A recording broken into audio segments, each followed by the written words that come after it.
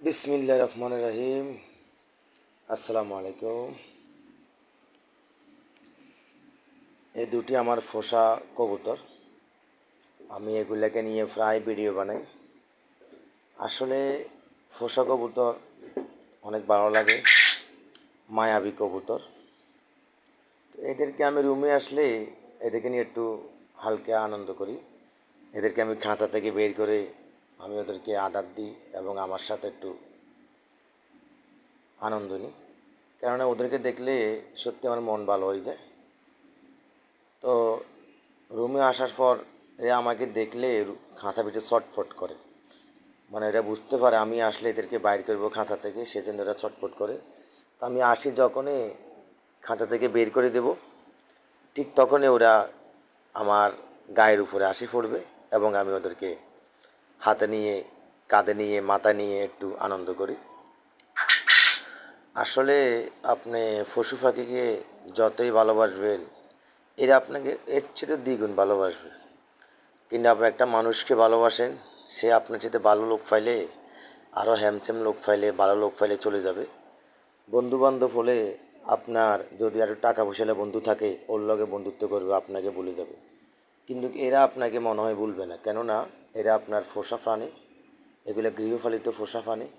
কবুতর খুবই কম চলে যায়, কবুতর প্রায় লোকের চলে যায়, কিন্তু সবাই না, কিছু কিছু লোকের কবুতর চলে যায়। তো আমি চেষ্টা করি ওদেরকে রাখার জন্য, কারণ মায়া দিয়ে রাখতে পারা যায়, জোর করে আপনি আটকে রাখতে পারবেন, ছেড়ে দিয়ে রাখা যাবে না, কিন্তু আপনি ছেড়ে দিয়ে মায়া দিয়ে ওদেরকে রাখতে পারবেন। তো আমি ওদেরকে সত্যি কিন্তু অনেক স্নেহ, অনেক ভালোবাসি। এদেরকে আমার খুব ভালো লাগে, কারণ এরা আমার গায়ে আসে যখন, আমার থেকে অনেক ভালো লাগে। আর ছোটোকাল থেকে ওদেরকে আমি পালিত, এই জন্য আমার খুব ভালো লাগে। আমার আগেও এক জোড়া ছিল, ওরা আমার গায়ে আসতো না, কারণ ওরা আমাকে চিনতো কম, শুধু আদর দিতাম আর খাওয়াইতাম। কিন্তু এদেরকে আমি রুমে আসি, একটু আদর যত্ন করি এবং ওদেরকে আমি নিয়ে আমি একটু আনন্দ করি, খেলাধুলা করি। এই জন্য ওরা ফ্রেন্ডলি আমার সাথে এরকম মিশে। তো আমি একটা কথা বলে রাখি, কবুতরের নখগুলো কিন্তু অনেক দাঁড়ানো থাকে। দাঁড়ানো থাকার কারণে আপনার গায়ে ব্যথা অনুভব করা হয়। তো আমি সেজন্য ওদের নখগুলো হালকা কেটে দিছি। যদিও আমার আইডিয়া ছিল না, কাটার কারণে ওদের অনেকগুলো ব্লাড গেছে, সেজন্য আমি দুঃখিত। তো ওদের ব্লাড দেওয়ার পর এখন ঠিক আছে, কিন্তু নখগুলো কাটছি একটা কারণ, আমার যখন গায়ে বসে, খালি হাতে বসে, ওদের নখগুলো আমাকে সশরে আঘাত করে, মানে আঘাত করলে অনেক ব্যথা লাগে এবং হাতের অনেক জায়গায় লাল হয়ে গেছে। তো এখন ঠিক আছে, এখন আমি ওদের নখ কাটছি, এখন অনেকখানি ঠিক আছে। একটু 2 দিন ওরা কষ্ট পাইছে, এখন ঠিক আছে মোটামুটি। আমার কবুতরগুলো বিশেষ করে দেখতে মাশাআল্লাহ অনেক সুন্দর, সাদা কবুতর। আর আমি মোট 2 জোড়া আমার কাছে আছে। এগুলোর এখন বয়স চলে আজকে 1 মাস 13 দিন। অনেক সুন্দর কবুতর এরা। আমি দেখেন আমার হাতে আবার চলে আসবে, কি সুন্দর, এই আমার হাতে উঠে গেছে। তো এদেরকে আসলে একটু আদর যত্ন করলে যে কোনো পোষা প্রাণী আপনার কাছে থেকে যাবে।